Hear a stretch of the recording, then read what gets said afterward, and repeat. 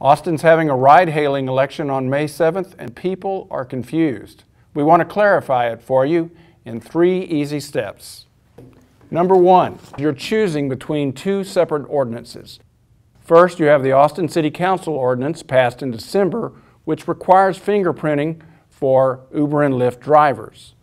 Or there's the May 7th ordinance, which was written by Uber and Lyft, which would strictly prohibit fingerprinting requirements for Uber and Lyft drivers in Austin.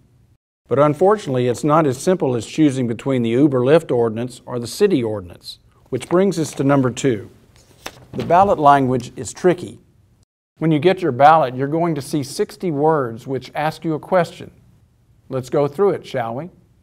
Shall the city code be amended, which of course means changed, to repeal, get rid of, city ordinance number 20151217-075.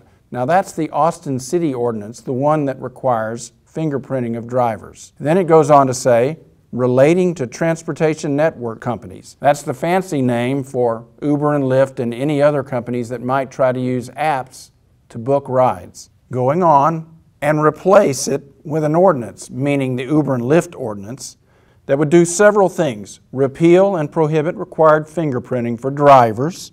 Repeal the city requirement to identify those vehicles with a distinctive emblem like Lyft's pink mustache.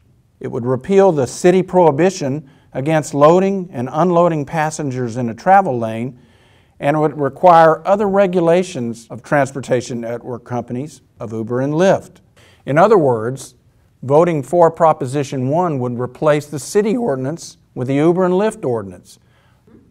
So when you hear people say they're for or against Proposition 1, what they're saying is they're for or against the Uber and Lyft ordinance. So what will you see on the ballot?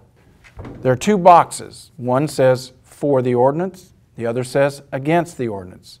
If you check for the ordinance, you're for Prop 1, you're for the Uber and Lyft ordinance. If you check against the ordinance, that means you're against Prop 1 or you're against the Uber and Lyft ordinance. Which brings us to number 3. What happens after the election?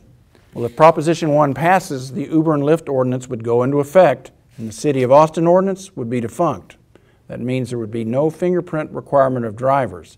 However, Uber and Lyft would continue to do what they have been doing, which are name-based background checks. If Proposition 1 loses, however, the Uber and Lyft ordinance would never happen. Instead, we would still have the City of Austin ordinance that requires fingerprinting of drivers, but that might have a consequence.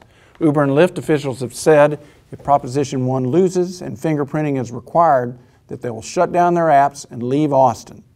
They've done this in other Texas cities that required fingerprinting. Will they do it here? We won't know until May 7th. So that's 3 things about Proposition 1. What the choices are, how the ballot works, and what might happen next. Now it's up to you.